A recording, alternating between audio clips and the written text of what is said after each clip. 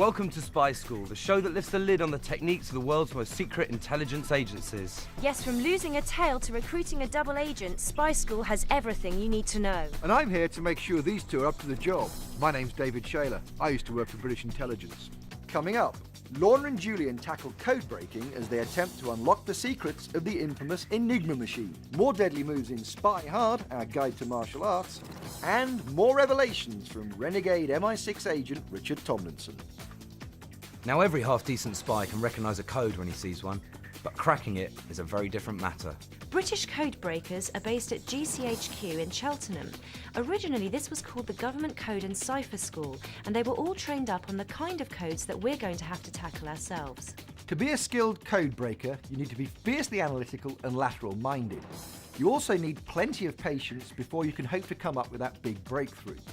The expert I'm putting Lorna and Julian in touch with is Simon Singh, a world-leading authority on code breaking. He even owns his own Enigma machine, worth £20,000. Now, Simon placed an ad in the Daily Telegraph which was in code, so the first thing we did was buy that and then met up with him.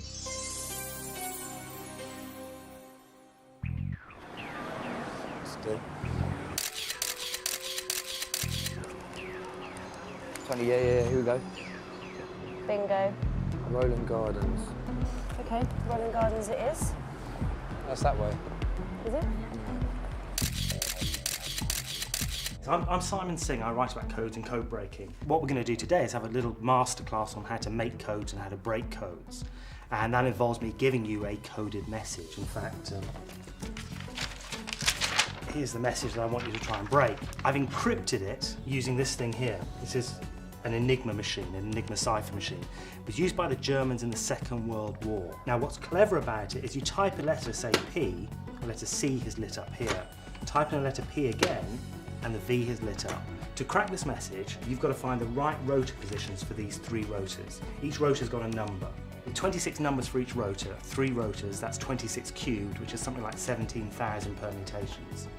In fact, this machine's far worse because down here is a plug board. Now, this has got 100 million combinations. I won't go into the details of that, but to make life easier, I'm going to give you those positions. Those are unchanged. To work out these 3 positions, I'm going to give you 3 more coded messages. Each time you crack one of those coded messages, it'll tell you the number for each of these rotors. Reset those rotors to those 3 positions, type in that message, and you'll be able to decode it, okay? So to get the first setting for the Enigma machine, I've encoded a message using this, which is the world's oldest cryptographic device. It's called a Scutari, and it was invented by the Spartans. Now, the way it works is you get a leather strip and you wind it round a cylindrical object, such as this one here. Then you write the message along it like that, okay? You can see there's letters on this one already, but the letters don't make sense because I'm winding it around an object of the wrong diameter. So you've got to find an object of the right diameter, wind this round it, and the message will become transparent.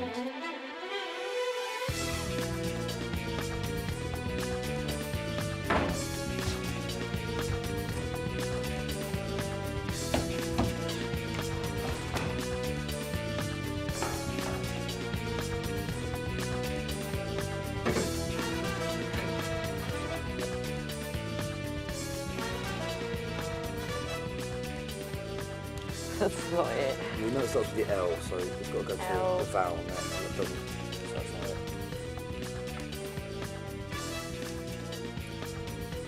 It's not looking good already. LTA.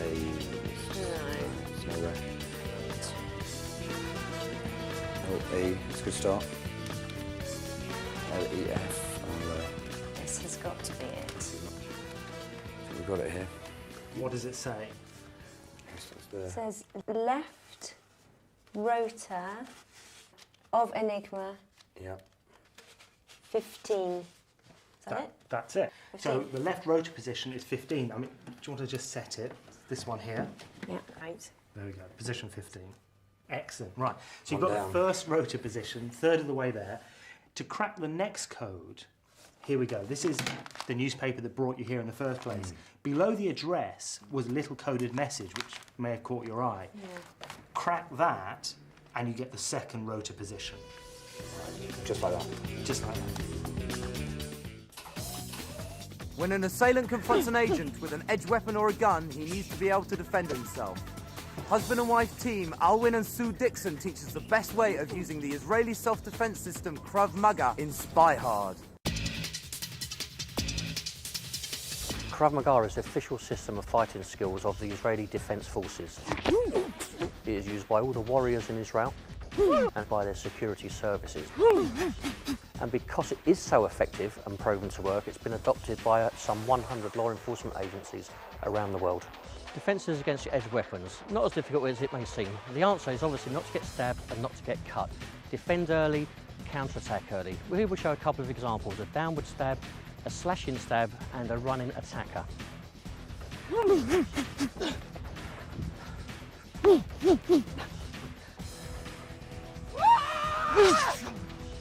If you're being held at gunpoint and the gun is at your back, then the release is quite simple.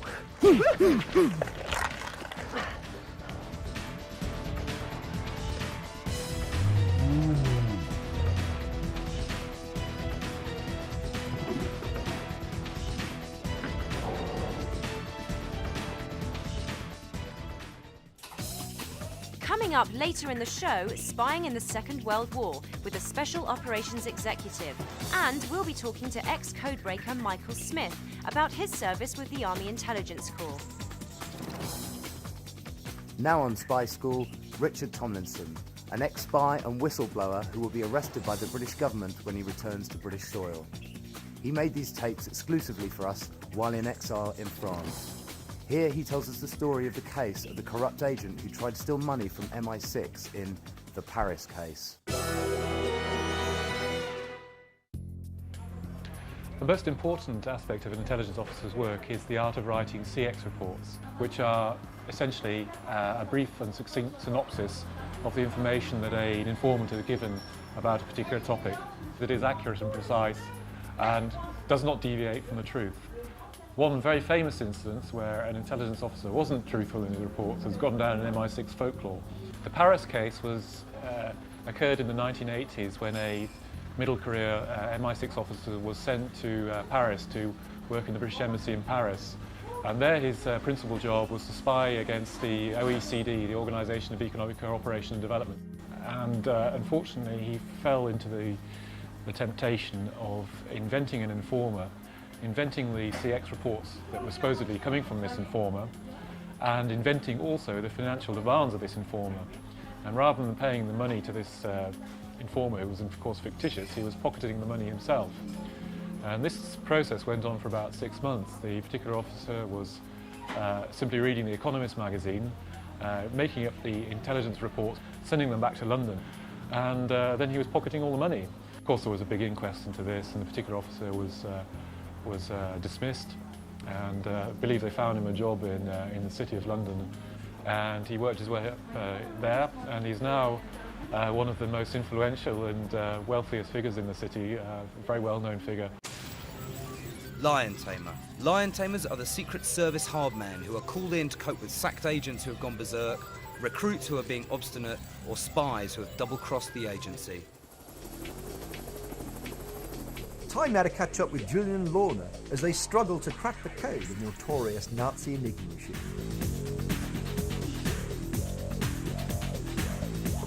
Right, okay, you've copied out the message, it's a good start. It's encrypted using something called a substitution cipher. I've substituted every letter for a different letter. Your challenge is to work out what letters these really represent.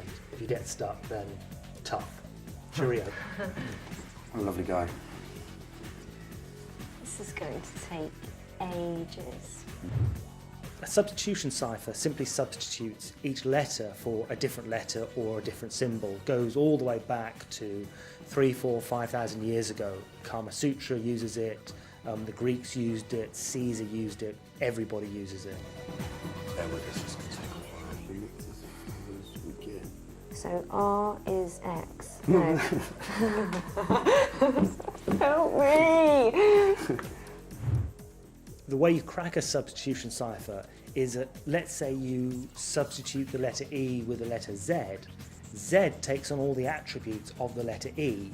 such as E being the most common letter in English, while in the ciphertext, the encoded message, Z will be the most common letter because, as I say, Z takes on all the qualities of the letter E, and that's how you crack the code. Know the qualities of certain letters and match them to the letters that appear in the coded message. Been overhearing how you're doing it, sounds like you almost got it. 3 is the setting for the centre wheel, that's all the hard work done. You've got the left wheel, you've got the centre wheel now, there's only 1 wheel to go. Coming up, in part 2 of Spy School, we reveal the best ways to sweep a suspect room for bugs, and we open the assassination file on poison gas gun killer Bogdan Stashinsky.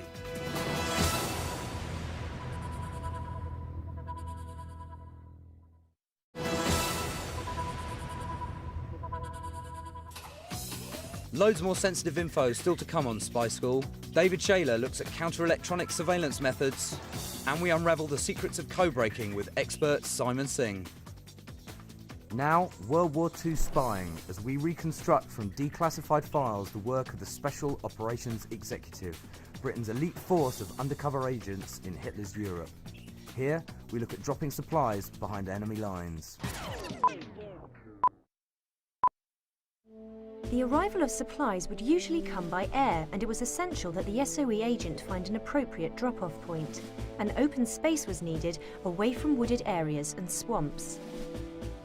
On the night of the operation, the SOE team would direct the aircraft using flaming torches.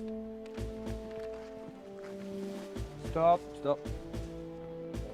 Okay, that way's north. Right, men, break out the torches. Synchronizing the drop-off between the pilot and the team on the ground was essential. Quickly now. Okay, this way, plant them all in formation, 3 yards apart.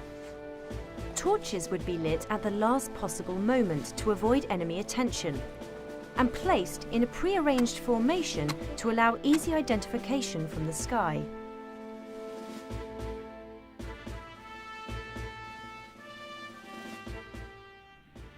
Look, there it is. Here she comes now. The plane would sight the drop-off point and release the supplies at around 500 feet, travelling at about 120 miles per hour.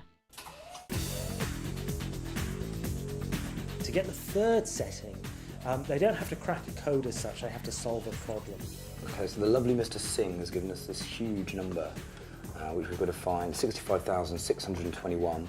We've got to find out A and B, which together multiplied make that. Any ideas? Well, what I would do is, firstly, forget about the top half of the number and look at the 21 at the end of it. Right. And say what goes into that, because that must be the end of the number. Not necessarily one of those numbers, though. What it does mean is it's definitely not an even number.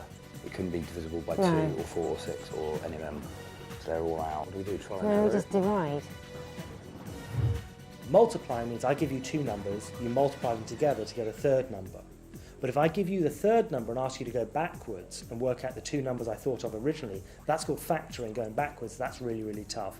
If somebody could find a clever way to factor, they'd be able to crack all modern codes. God. Divide by 201. 201 equals nothing, nothing, nothing. 11. Oh my God. We got it. Hallelujah. What was that? 211. It was 211. And what's the answer? 311. Right, so what do you think the rotor setting is? 211, 311, the setting is 11. Yeah. Now I'm going to take a look at debugging. Remember, this is strictly need to know. Okay, you've managed to arrange a meeting with Colonel Gaddafi in your dining room to discuss terrorism. Now you have a problem. MI5 and MI6 are going to want to know what you're telling the Colonel. In that case, you'll need to make sure that your dining room isn't bugged and information can't be used against you in evidence. Bugs come in all shapes and sizes. They do give off a magnetic field, so they can be detected. Although the microphones are very small, the power packs are often quite large. So if you're looking for bugs, you should look for a power source like a light switch or a light socket, or even an overhead light, or perhaps a telephone. One of the most effective ways of dealing with a bug is simply to do this. As you see, now it's very difficult to hear what I'm saying. And so anybody who's trying to listen to conversations in your home will have exactly the same problem. If a bug's not transmitting, you won't be able to detect it, even with a commercially available scanner like this. Just to demonstrate, I'll show you. None of the lights come on.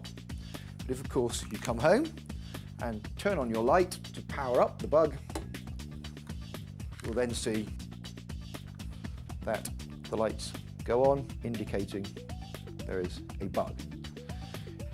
If you take these steps, no matter who you're meeting, the meeting will take place privately and securely. Nightcrawler. A nightcrawler, sometimes called a talent spotter, is an agent who prowls bars and nightclubs looking for government employees or military personnel who can be compromised using booze, drugs or sex.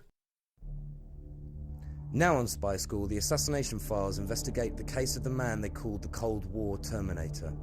Bogdan Stashinsky was a KGB assassin who neutralized his targets with a poison gas gun. Considered one of the best killers who ever lived, incredibly he gave it all up for the love of a hairdresser from East Berlin.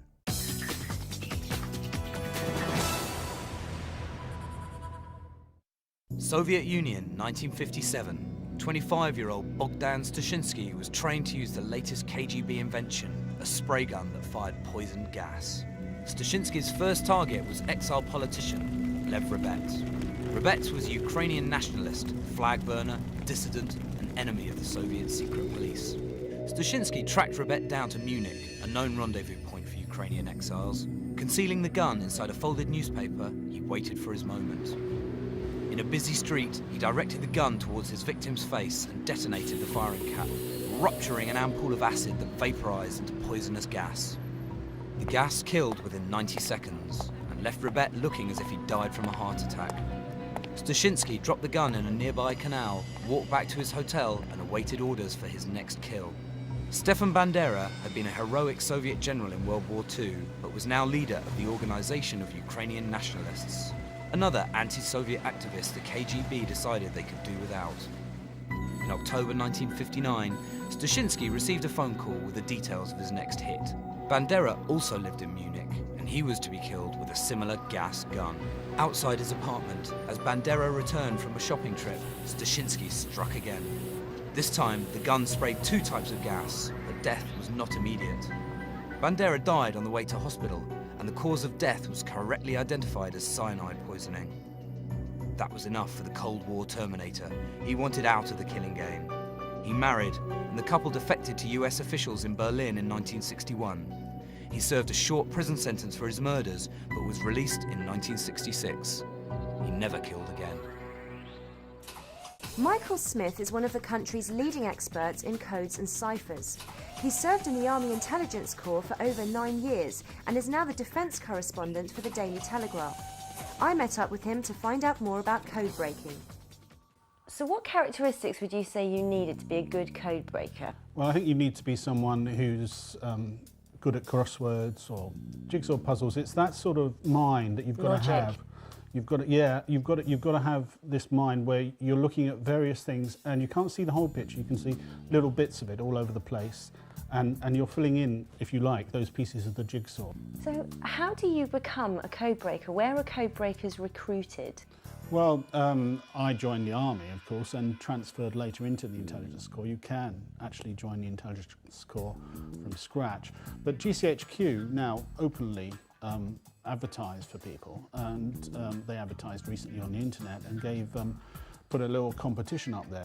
As a code breaker, do you understand the context and why you're breaking the codes that you have to break? Because presumably that would make your job a lot easier because, you know, an element of guesswork could be put into play. On occasion, yes, but generally speaking, no. And that's really an intelligence thing. It's security. It's about security. Everyone works in this little package, where an envelope of their own, where they're kept in isolation from other sources of intelligence. So what codes are we actually breaking now? What's GCHQ up to at the moment? Terrorism is a big thing at the moment, obviously, but we break codes and ciphers for anything at all that we need to know the information on, and that can range from economic intelligence through terrorism, through crime, crime. Organised crime is a very, very big thing at the moment.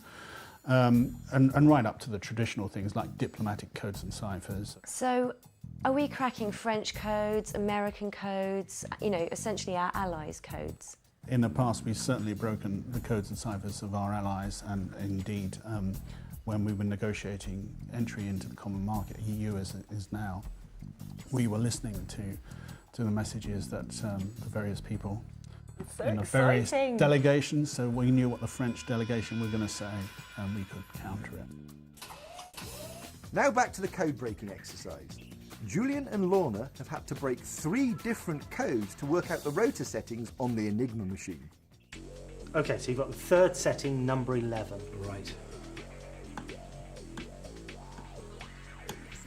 Okay, so the machine is correctly set up now. If you type in the encrypted message, you should get out the original message, so type away.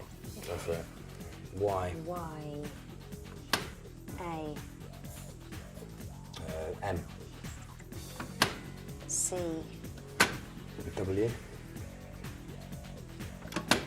T. Q. I. T. O. K. N. I. T.